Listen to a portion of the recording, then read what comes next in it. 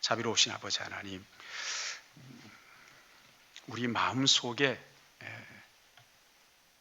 묵시가 없으면 백성들이 방자히 행한다고 하셨는데, 진리의 말씀 앞에서 우리 모두가 겸허하게 은혜 받기를 소원하오니, 성령 하나님 이 시간 우리 가운데 오셔서 말씀을 들을 때 깨달아 알게 하시고, 무엇보다도 하나님께서 내게 주시는 음성이 무엇인지 분별하여 그 말씀을 순종하게 하시되, 말씀을 평가하거나 듣고 잊어버림으로써 스스로 속는 일이 없도록 주님 붙잡아 주시옵소서.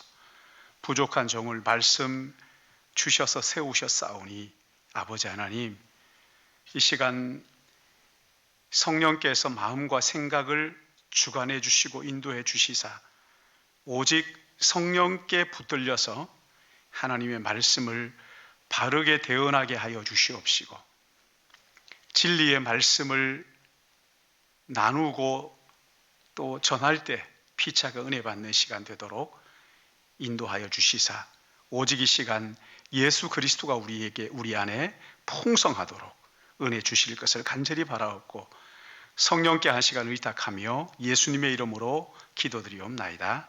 아멘. 어느 공동체든지 한 사람의 지도자가 얼마나 중요한지 아무리 강조해도 지나치지 않죠.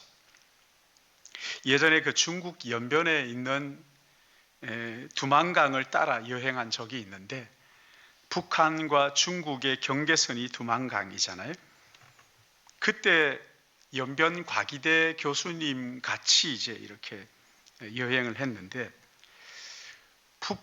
두만강 건너 산은 민둥산인 거예요. 그러나 이쪽 중국은 그 산이 너무나 풍성한 거예요. 그래서 제가 물었어요.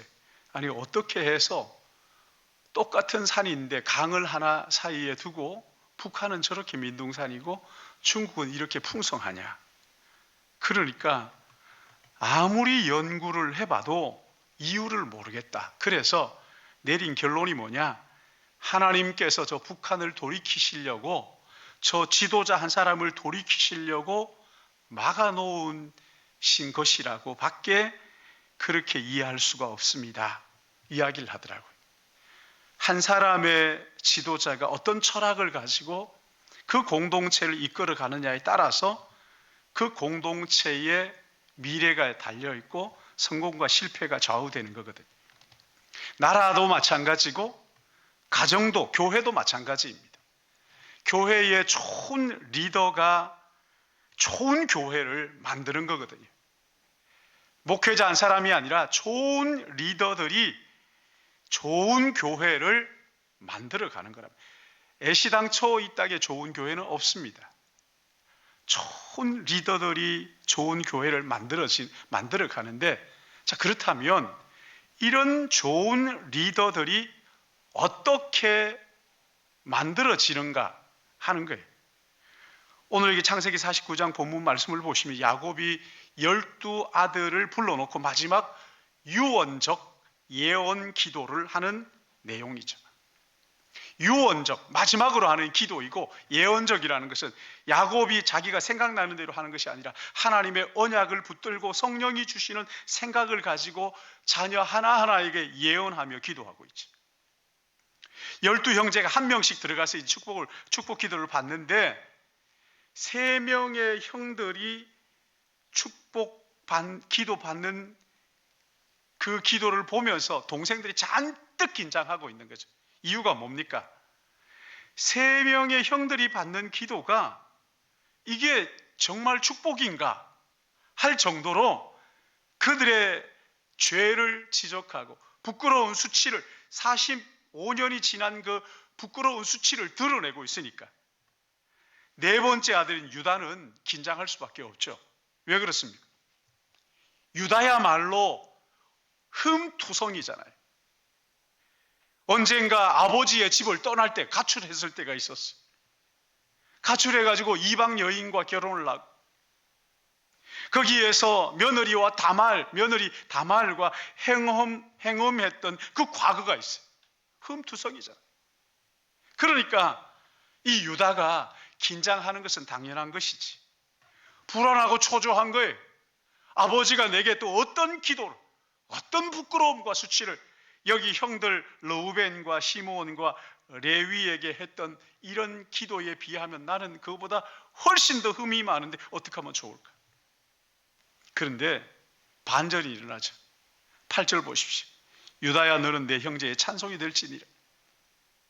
내 손이 내 원수의 목을 잡을 것이요 내 아버지의 아들들이 내 앞에 절하리로다. 너는 자랑거리가 될 거야. 원수를 이길 거야. 네 아버지의 아들들, 네 형제들이 너에게 절을 할 거야. 형제의 자랑거리가 된다. 원수의 목을 눌러 이기고 형제들이 고마워서 너 앞에서 절을 하게 될 거야. 한마디로 말하면 형제들의 리더가 될 거야. 그런 이야기 아닙니까? 그리고 그 형제들이 너를 얼마나 자랑스러워할까. 예전에 그 독일 분데스리가 그 축구에 동양인 공격수 한 사람이 왔어요.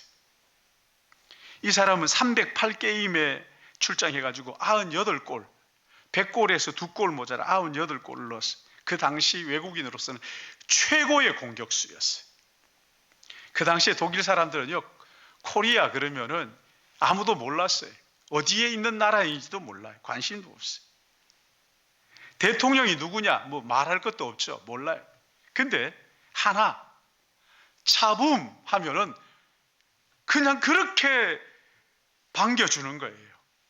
차붐을 모르는 사람이 없었어요. 대한민국을 몰랐다니까요. 근데 차붐을 알아요. 지금도 그 프랑크푸르트에 가면요, 차붐 스트라슈에가 있어요. 차붐 거리가 조성이 되어 있어요. 저도 독일 갔을 때 한국에서 왔다 그러면 고개를 갸우뚱해요. 코리아가 어디 있느냐고. 근데 그 나라가 차붐의 나라다 그러면 막 반색을 하면서 반겨주는 거예요. 유다가 그렇다는 거예요. 너희 형제들 가운데 자랑거리가 될 거야. 여러분, 이 차붐군이 우리나라의 자랑이에요. 대통령은 몰라도 차붐 하면은 그냥 팍 좋아하는 거죠. 어줍지 않은 외교관 10명 목한다고 그렇게 이 얘기를 하더라고요. 유다가 그렇게 돼요. 형제들이 유다를 자랑스러워하고 실제적인 리더로 인정을 하고 또 그 후손이 그렇게 될 것이다. 여러분, 여기에서 끝나지 않죠. 9절 말씀을 보시면 유다는 사자 새끼로다. 내 아들아, 너는 움킨 것을 찢고 올라갔도다. 그가 엎드리고 웅크림은 수사자 같고 암사자 같으니 누가 그를 범할 수 있으랴. 여러분, 사자의 특징이 뭡니까? 힘이잖아요. 이 힘, 능력이잖아요. 유다를 지금 여기 사자 새끼, 수사자, 암사자 이렇게 비유를 하고 있어요. 누가 그를 범할 수 있으랴. 모든 동물의 가장 위에 있는 상위 포식자예요. 무슨 말입니까? 아무도 건드릴 수 없다는 거예요. 그래서 사자가 한번 포효하면 천하가 벌벌 떠오는 것처럼 그런 어마어마한 사자의 울타리 속에 있다 하는 것은 두려울 게 없는 거예요. 지켜주는 거죠.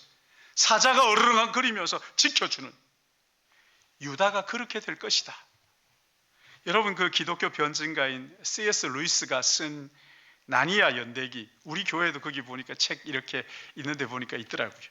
나니아 연대기라는 책이 있는데 바로 이 구절을 모티브로 해서 쓴 책이에요. 소설이. 아이들이 신비한 옷장 속으로 들어가잖아요. 근데 그 신비한 옷장이 그 옷장 너머에 눈 쌓인 그 나라, 숲으로 들어가게 됩니다. 거기는 수많은 그 동물들이 다 말을 하는 거예요. 다 말을 하는 거예요. 근데 우리 세계와 마찬가지로 약육강식의 원리가 통하는 그런 그 숲속의 나라였어요. 거기에는 여기처럼 못됐고 나쁜 동물들도 우글거리고 있었던 거예요. 그럼에도 불구하고 그 숲속 나라는 아주 평화롭습니다. 이유가 뭐냐? 여러분 그 책을 본 분은 아시겠지만 이유가 뭐예요? 사자 아슬란 때문이죠. 이 아슬란은 그 숲속 나라의 왕이에요. 근데 이 아슬란은 착한 왕이에요. 그러니까 C.S. 루이스가 이 소설을 쓰면서 그 아슬란은 예수 그리스도의 모형이에요. 그 착한 아슬란 때문에 그 숲의 세계가 평화를 유지하고 있고, 이 아슬란이 약한 동물들을 보호해주고 먹여주고 하니까 그 속에 샬롬, 평강이 있었던 거죠. 여러분 형제들 중에 유다가 지금 이렇게 될 것이라고 그의 아버지가 유다에게 예언을 하고 있어요. 11절 12절은 더 기가 막히죠. 여러분 11절 12절 같이 한번 읽어볼까요? 시작. 그의 나귀를 포도나무에 매며 그의 암나귀 새끼를 아름다운 포도나무에 맬 것이며 그의 복장을 포도즙에 빨리로다. 그의 눈은 포도주로 인하여 붉겠고 그의 이는 우유로 말미암아 희리로다.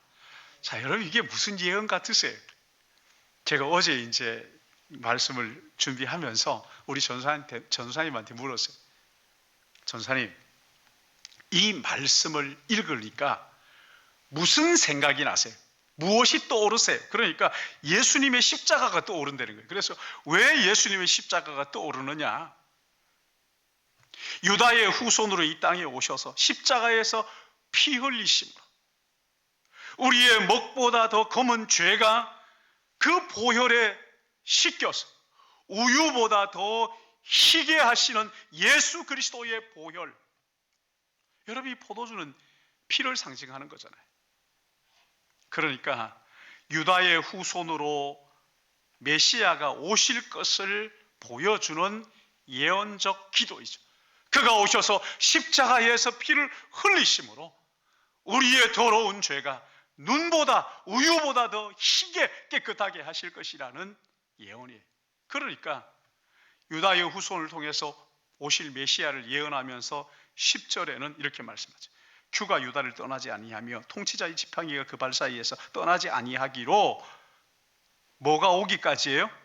실로가 오기까지 이러리니 그에게 모든 백성이 복종하리로다. 여러분 여기 실로가 오기까지, 여기 실로가 뭘까요? 실로라는 여기에 히브리어의 모음을 빼면 뭐가 되냐면 샬로가 돼요. 샬로. 그러니까 평강의 왕. 평강의 왕이 이러기까지, 여기에서 말하는 이 평강의 왕이 이러기까지는 누가 오시기까지를 말하는 거예요? 예수 그리스도께서, 진짜 평화의 왕이신 메시아가 유다 지파를 통해서 올 것이고 그가 하는 일이 십자가의 죽으심으로 우리의 죄를 씻어주시겠다. 이 엄청난 예언을 아버지 야곱이 지금 유다에게 하고 있어요. 근데 여러분 하나 궁금한 거 있잖아요. 아니 왜 하필이면 12아들 가운데 넷째 아들이 유다를 축복했을까? 왜 그랬을 것 같으세요? 아니 왜 형제들로부터 유다가 리더로 인정을 받을 뿐만 아니라 사자의 권능과 메시아의 조상이 될 것이라는 약속을 이 유다를 통해서 하시는 걸까요? 유다는 단 한 번도 이런 꿈을 꿔본 적이 없어요. 아마 축복하던 아버지 야곱조차도 지금 자기가 유다에게 무슨 예언을 하는지 다 알지 못했을 거예요. 왜냐하면 야곱은 누굴 장자로 생각했느냐 하면 요셉이잖아요. 그래서 요셉의 두 아들에게 축복할 때 손을 어긋나게 축복 기도했던 거잖아요. 양자로 삼으면서. 근데 하나님은 지금 유다를 통해서 메시아를 보내주시겠다고 예언 기도를 아버지로 하여금 하게 하시는 거죠. 아니 12명이나 있는데 왜 하필이면 12아들 가운데 유다를 축복하시는 걸까요? 여러분 이 본문을 놓고 한번 생각을 해보시고 창세기를 전체를 한번 훑어보면 생각해 보세요. 여러분 이게요 창세기 38장에서 37장에서 50장 사이에 이 이야기가 길게 나옵니다. 하나님께서 유다에게 이런 축복을 주신 이유가 뭐냐? 자신이 죄인인 것을 깨닫고 회개한 그 사람이 또 다른 사람을 품을 수 있는 리더가 될 수 있기 때문입니다. 성경은 의인이 없나니 하나도 없다고 말씀하셨지. 모든 사람이 죄를 범하였으면 하나님의 영광에 이르지 못했다고 말씀합니다. 내가 의인이다? 아닙니다. 자신이 죄인인 것을 깨닫고 하나님 앞에 철저하게 회개하고 돌아온 사람이라야 또 다른 죄인들을 품을 수 있는 그릇이 된다는 거예요. 보세요.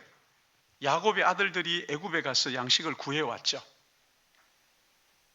이제 그 양식도 다 떨어졌을 때 애굽의 총리가 그들을 첩자로 몰아가지고 시몬을 볼모로 붙잡고 있잖아요.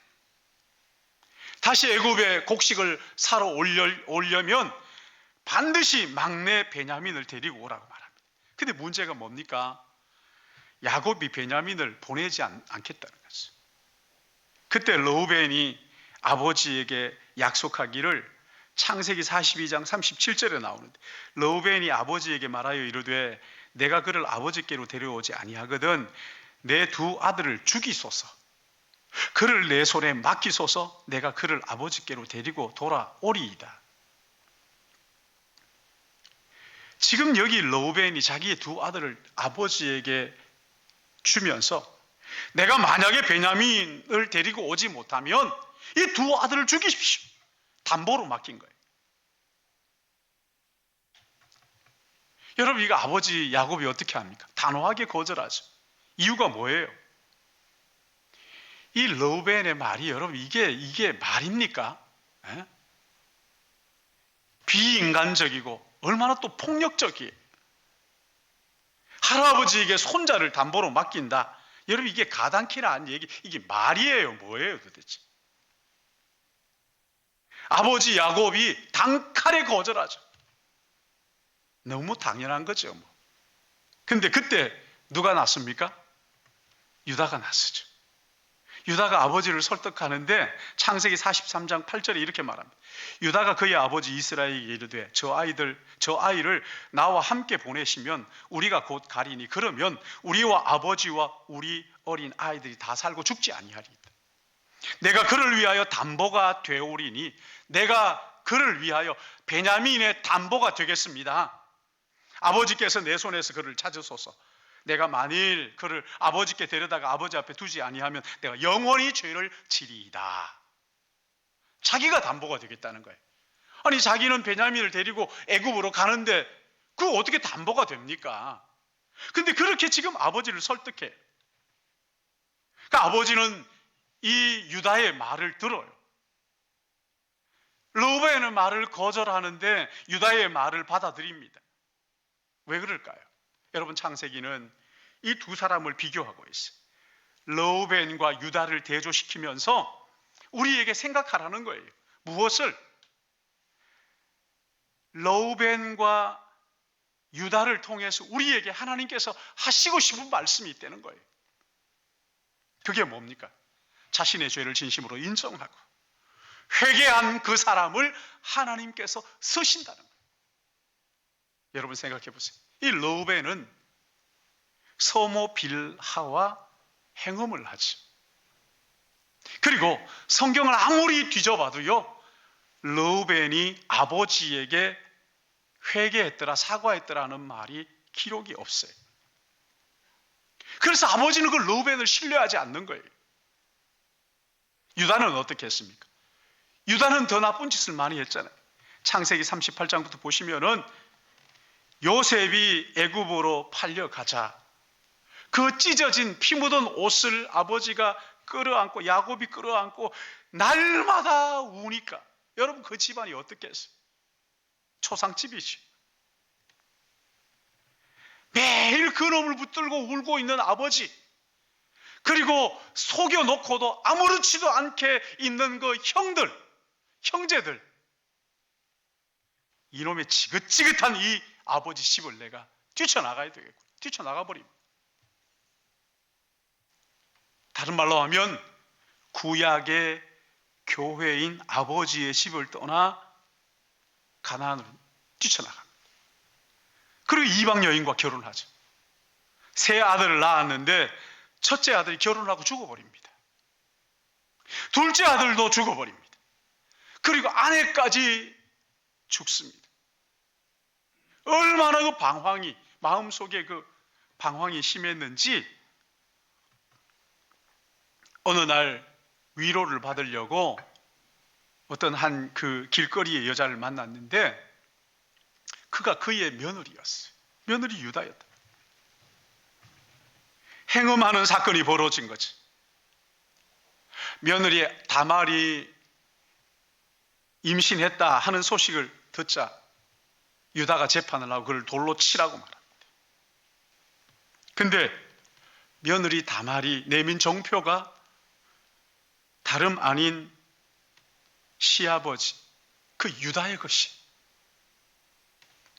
여러분 이것을 본 유다가 하는 말이 창세기 38장 26절에 나오는데, 유다가 그것을 알아보고 이르되 그는 나보다 옳도다. 여러분 이게 성경의 판단이에요. 행음한 다말보다 유다보다, 아버지 유다보다 행음한 다말이 더 옳다. 내가 그를 내 아들 셀라에게 주지 아니하였음이로다 하고 다시는 그를 가까이 하지 아니하였더라. 유다는요, 나는 그래도 행음한 저 며느리 다말보다는 낫다라고 생각한 게 완전히 깨진 거죠. 나는 더 나쁜 죄인이다, 그렇게 인정하는 거예요. 여러분 바로 그 순간 유다는 자기의 죄와 직면한 거예요. 자기의 죄와 정면으로 마주보게 돼요.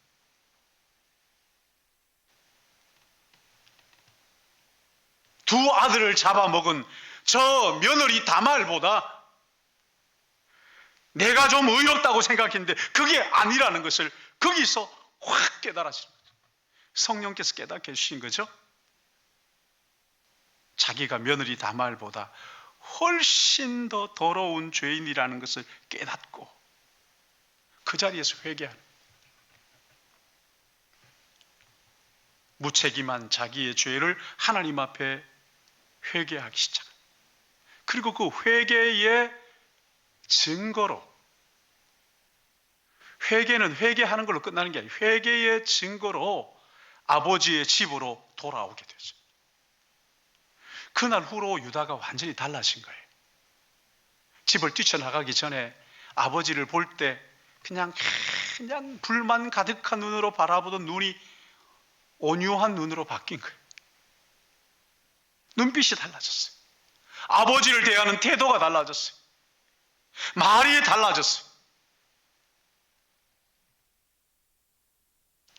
아버지를 대하는 태도가 부드러워진 거예요.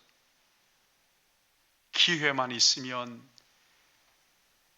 형들을 섬기려고, 형제들을 섬기려고 하는 그런 겸손한 자세가 나타난 거예요.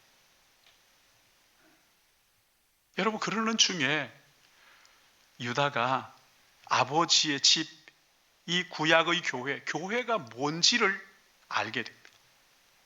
문제가 많이 있지만 교회 안에 있는 지체들이 얼마나 소중한 존재들인가 하는 것을 깨닫게 되지. 여러분 하나님이 쓰시는 사람이 누구라고요? 나는 의롭다 하는 사람이 아닙니다.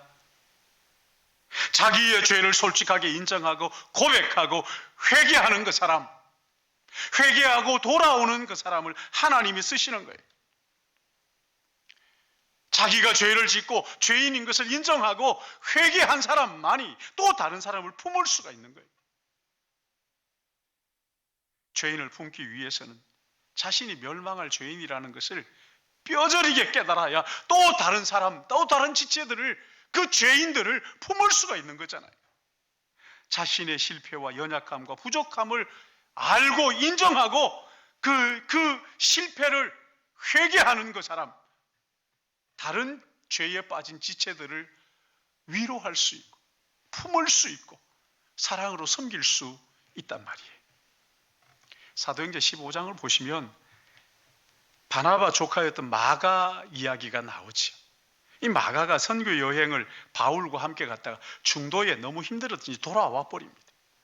포기하고 그 후에 바울이 두 번째 전도 여행을 계획할 때 이 마가를 쏙 빼버립니다. 그 일 가지고 바나바와 크게 싸워가지고 교회가 쑥대밭이 됩니다.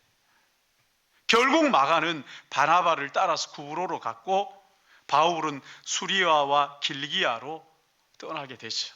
둘이가 나누어지게 됩니다. 그 후에 한참 지난 후에 마가가 다시 등장하는데 이 마가가요, 마가복음을 기록한 마가예요. 영성의 사람으로 변해 있는 거죠. 여러분, 마가가 어떻게 그렇게 되었을까요? 베드로가 그를 품어줬기 때문에. 베드로전서 5장 13절에 보시면 택하심을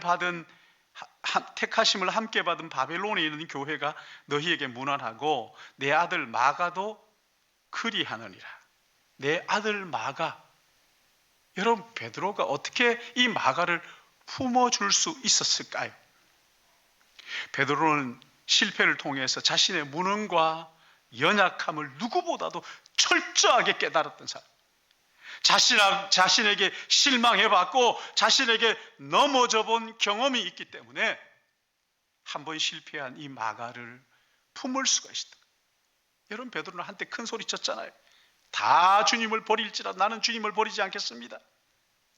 그러나 그는 예수님을 저주할 정도로, 부인하고 저주할 정도로, 그러니까 자기에게 얼마나 실망했겠어요. 내가 이 정도밖에 안 되나, 얼마나 분노했겠어요. 자신이 넘어져 봤기 때문에, 자신이 연약함을 알았기 때문에, 회개한 죄인이기 때문에 다른 죄인들을 품을 수 있는 리더로 하나님께서 그를 세우신 것이죠.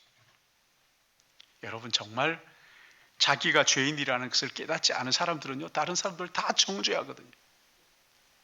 내가 얼마나 큰 죄인인가를 깨달은 다른 사람 비로소 품을 수가 있는 거거든요. 그 세계에서 가장 사랑받는 찬송 가운데 하나가 여러분 어떤 찬송인지 아세요? 나 같은 죄인 살리신, 우리가 했던 찬양이죠. 이 찬송 마틴 루터 킹이 연설하기 전에 불렀던 찬양. 넬슨 만델라가 추록할 때 이 찬송을 불렀어요. 최근에는 9.11 그 테러가 있은 다음에 그 추모식에서 나 같은 죄인 살리신 이 찬양을 불렀어요. 나 같은 죄인 살리신 주 은혜 놀라워. 여러분, 가사 하나하나가 주옥 같잖아요. 너무 이 찬송을 생각할 때마다 은혜가 되잖아요. 여러분, 이 찬송 쓴 사람이 누굽니까? 존 뉴턴. 아프리카 사람들을 잡아다가 영국에 노예로 파는 노예 선장이었어요. 어릴 때 엄마 손을 잡고 교회에 따라가기는 했지만은 배를 타면서 교회를 버렸어요. 그런 그가 22살 되었을 때 엄청난 배를 타고 가다가 폭풍우를 만납니다. 9시간 물을 보내는데도 이 가라앉는 배를 어떻게 할 수가 없었어요. 이제 죽는구나, 죽었구나 생각하는 그 순간 섬광처럼 뇌리를 스쳐 지나가는 게 뭐냐면 어릴 때 엄마 손잡고 교회에 가서 불렀던 찬송이 생각나요. 주님, 우리에게 자비를 베푸소서. 주님, 우리에게 자비를 베푸소서. 이 찬송을 기도 제목 삼아가지고 하나님 앞에 간절하게 자기의 죄를 회개하기 시작하는 거예요. 주님, 나를 불쌍히 여겨주십시오. 죄인입니다. 기적같이 폭풍우가 지나가고 살아나게 되죠. 그때부터 그는 배에 탈 때마다 성경을 읽기 시작합니다. 그리고 선상에서 예배를 인도하는 인도자가 됩니다. 나중에 신학을 하고 목사가 됐어요. 그가 82살 때 죽음을 앞두고 이런 유언을 남깁니다. 천국에 가면 아마 3번 놀랄 것이다. 첫째는 꼭 왔을 것 같은 사람이 오지 않은 것. 또 하나는 저 사람은 천국 오지 못할 거야 라고 생각했는데 그 사람이 천국에 있다는 것. 세 번째 놀라는 것은 나 같은 죄인이 천국에 왔다는 것. 이것 때문에 아마 기절초풍하게 될 것이다. 여러분, 그 찬양의 원문이 뭡니까? Amazing Grace, how sweet the sound. 어느 날 그 음성을 들었다. 기도하다가 음성을 들었는데 그 음성이 용서의 음성이고 사랑의 음성이에요. 그 음성이 That saved rich like me. 뭐라고 표현합니까? 이렇게 철면피, 아무짝에 쓸모없는, 아니 쓰레기 같은 나를 건지셨고 Was blind but now I see. 보지 못했던 내가 나를 보게 하셨다. 여러분, 이 찬양이 사랑받는 이유가 존 뉴턴, 그가 한때는 철면피 같은 쓰레기 같은 그런 인생, 맹인이었던 인생이었다는 것을 깨닫고 나는 주님의 은혜가 아니면 구원받을 수 없는 죄인이라고 고백하며 회개하고 하나님 앞 돌아왔기 때문이죠. 여러분, 하나님은 죄가 없는 사람을 쓰시는 게 아닙니다. 자신의 죄를 솔직하게 인정하고 회개하는 사람을 쓰시는 것이죠. 그래서 디모데후서 2장 20절 21절에는 큰 집에는 금그릇과 은그릇뿐 아니라 나무 그릇과 질그릇도 있어 귀하게 쓰는 것도 있고 천하게 쓰는 것도 있나니 그러므로 누구든지 이런 것에서 자기를 깨끗하게 하면 귀히 쓰는 것이 되어 거룩하고 주인의 쓰임에 합당하며 모든 선한 일에 준비함이 되리라. 하나님이 쓰시는 사람은 자신이 죄인임을 인정하고 회개하고 하나님 은혜 아니면 나는 살 수 없다고 고백하며 하나님께 나오는 그 사람, 그 사람이 다른 사람을 품어주는 리더로 하나님께서 쓰시는데 유다를 하나님께서 선택하셔서 우리에게 알려주시는 거죠. 또 하나 있어요. 왜 하필 유다를 리더로 세우셨을까? 여러분, 유다는요 그의 고난을 통해서 자기의 그 작은 그릇이 깨진 사람. 창세기 49장 9절 말씀을 43장 9절 말씀을 보시면 유다가 내가 담보가 되겠습니다 하면서 하는 말이 뭐예요? 만일 그를 아버지께 데려다가 아버지 앞에 두지 아니하면 내가 영원히 죄를 지리이다. 베냐민을 붙잡아 놓겠다고 하는 그 요셉을 설득하는데 하는 말이 만일 그를 데려가지 않으면 아버지 앞에 두지 아니하면 내가 영원히 죄를 지리이다. 여기서 말하는 죄가 뭡니까? 아버지에게 영원히 내가 죄를 지겠습니다. 아버지에게 한 아들을 잃어버린 아픔을 품고 있는 그 아버지에게 다시 아들을 잃어버리게 해서 아버지의 마음을 찢어놓는 죄를 범하지 않겠다는 거예요. 팔아먹지 않겠다는 거예요. 유다가 베냐민을 데리고 양식을 구하러 애굽에 도착했을 때 양식을 구하는 일을 끝내고 돌아가려고 하는데 이 요셉이 베냐민의 자루에다가 은잔을 몰래 넣잖아요. 그리고 이 베냐민을 볼모로 붙잡아 놓으려고 그러잖아요. 그리고 다른 형제를 다 보내는 거예요. 그때 유다가 나서지. 길게 탄원을 하잖아요. 그 핵심 내용이 하나예요, 하나. 그게 뭡니까? 우리 아버지 때문에 베냐민을 또 꼭 데리고 가야 됩니다. 아버지가 소중히 여기던 아들 하나를 잃어버린 아픔을 가지고 있어. 그 찢어진 가슴을 가지고 있으니까 이제 남은 막내마저 잃어버리면 우리 아버지는 아마 죽고 못 살 겁니다. 그러니 제발 유다가 저를 담보로 잡아주시고 베냐민은 돌려보내주십시오. 첫째를 소중한 아들을 하나 잃어버리고 그 찢어진 가슴에 다시 상처를 줄 수가 없습니다. 이 말을 듣고 요셉이 어떻게 합니까? 통곡하는 거죠. 통곡하는 거죠. 창세기 44장 30절 보시면 아버지의 생명과 아이의 생명이 서로 하나로 묶여 있거든. 이제 내가 주의 종 우리 아버지에게 돌아갈 때 아이가 아버지와 함께 가지 아니하면 아버지가 아이 없음을 보고 죽으리니 이같이 되면 종들이 주의 종 우리 아버지가 흰머리로 슬퍼하며 스올로 내려가게 합니다. 아버지를 향한 아들을 향한 아버지의 사랑을 가지고 지금 요셉을 설득하고 있는 거예요. 여러분, 근데 유다가 어떻게 이 아버지의 마음을 알게 됐을까요? 유다가 어떻게 아버지의 그 속의 생각을 훤히 꿰뚫게 되었을까요? 자기도 아들을 잃어봤잖아요. 유다는 큰 아들과 둘째 아들 아버지 집에서 떠났을 때 잃어버렸어요. 그래서 이 아들을 잃어버린다는 것이 얼마나 아픔인지를 알고 있어요. 여러분, 자녀는 부모의 생명과도 바꿀 수 없는 부모의 전부잖아요. 근데 두 자녀를 잃어버렸단 말이에요. 여러분, 이보다 더 큰 아픔이 어디 있겠어요? 유다가 이런 아픔을 겪으면서 아버지 야곱의 마음을 깊이 헤아리기 시작하는 거예요. 아버지 야곱도 두 아들 잃어버린 이 유다의 이 말을 신뢰하는, 이 아들의 말을 신뢰하는 거죠. 그래서 그 아들의 말에 설득당하는 거예요.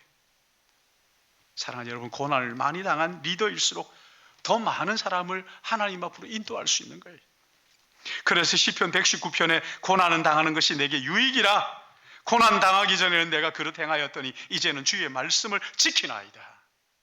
고난을 통해서 더 큰 그릇으로 하나님이 빚어가시더라. 공동체를 상처를 입히는 것이 아니라 공동체를 부도모 안으면서 사랑으로 감싸면서 하나님께서 큰 그릇으로 그 아픔을 통해서 빚어가시더라. 유다에게는 이 고난 가운데서 빚어진 영적 내공이 있었던 것이지. 지난번 교회에서 이재명 집사님이라는 분이 있었어요. 이름이 똑같아요. 이분이 살인 기계라고 했던 지존파에게 복음을 전하고 예수를 믿게 했어요. 이분이 특히 암 환자들을 그렇게 전도를 많이 했어요. 왜냐하면 본인이 폐암으로 항암 치료를 수십 번 했던 사람이거든요. 암 환자 병동에 가서 전도를 하면 사람들이 피식 웃으면서 가짜게 여긴다는 거예요. 여러분, 저를 보십시오. 얼마나 기쁘고 행복한지. 그러면서 하는 얘기가, 나는 폐암 환자이고 몇 번 항암 치료를 받고 있습니다, 지금도. 그러나 내가 예수님을 믿고 이 기쁨과 행복한 마음을 가진, 여러분도 그렇게 사시기를 원합니다. 여러분, 부모라고 한다면요, 누구나 자녀가 잘 되기를 바라고 리더가 되기를 바라죠. 어디 가든지 머리가 될지언정 꼬리가 되지 말라고 기도하고. 그런데 그렇다고 한다면 우리 자녀들이 어려운 고난을 내 터널을 통과할 때 우리 자녀를 빚으시는 하나님 앞에 감사해야 되는 것이 아니냐는 거예요. 그렇지 않습니까? 고난 가운데 하나님 빚으셨어. 고난 당하는 사람을 이해하고 품어주는 지도자로 빚어주십시오 라고 하나님 앞에 기도해야 되지 않느냐고요. 우리는 그런 거 원치 않죠. 우리 자녀들이 어려움이 없는 꽃길만 가기를 원하잖아요. 부모의 욕심은 자녀가 어려움 당하지 않고 좋은 일만 일어나길 바라잖아요. 꽃길 가기를 원합니다. 그러나 그럼에도 불구하고 오늘 성경은 우리에게 뭐라고 말씀합니까? 고난 속에서 더 큰 그릇으로 빚어지도록 기도하라 권면하고 계시는 거죠. 그렇게 기도하면 우리 하나님께서 반드시 그 고난을 통해서 더 많은 사람들을 품을 수 있는 리더로 빚어질 것이다 말씀하시죠. 여러분, 그 이유가 뭡니까? 그 이유가 뭐예요? 왜 그렇게 빚어지는 거예요? 우리 구주 예수 그리스도께서 우리를 위하여 대가를 지불했기 때문에, 구주 예수께서 하늘 영광을 버리시고 낮고 천한 이 땅에 누추한 우리 가운데 찾아오셨고 십자가에 죽으시고 우리의 모든 죄를 씻어주시고 우리를 의롭다 하셔서 아버지 집으로 인도하시는 것이죠. 우리를 사랑하시는 구주께서 죽으심으로 우리가 생명을 얻었어요. 우리는 그분의 형제가 되었어요. 그리고 아버지께서 그를 지극히 높여 모든 이름 위에 뛰어난 이름을 주사 그 모든 형제들의 찬송이 되게 하셨어요. 예수 그리스도를 주라 시인하여 하나님 아버지께 영광을 돌리게 하셨다. 찬송이 되게 하셨다는 것이지. 사랑하는 여러분, 우리 믿음의 자녀들이 믿음 안에서 모든 형제들 하나님 앞으로 인도하는 우리의 후손이 찬송이 되게 하는 이런 놀라운 축복이 여러분의 삶에 있기를 예수님의 이름으로 축복합니다.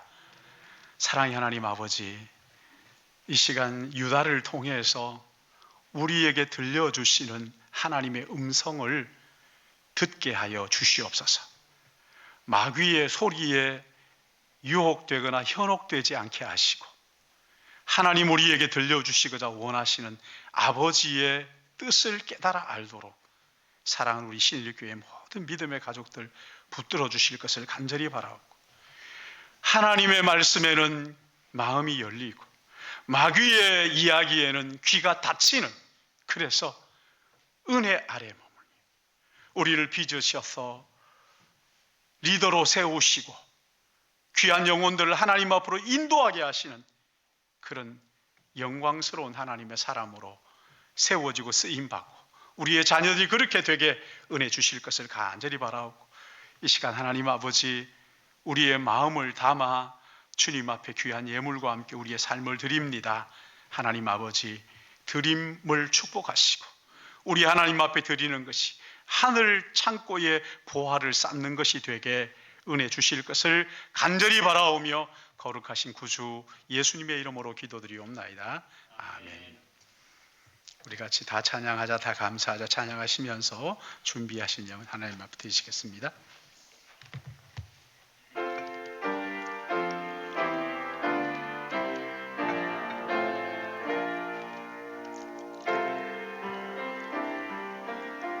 다 찬양하자.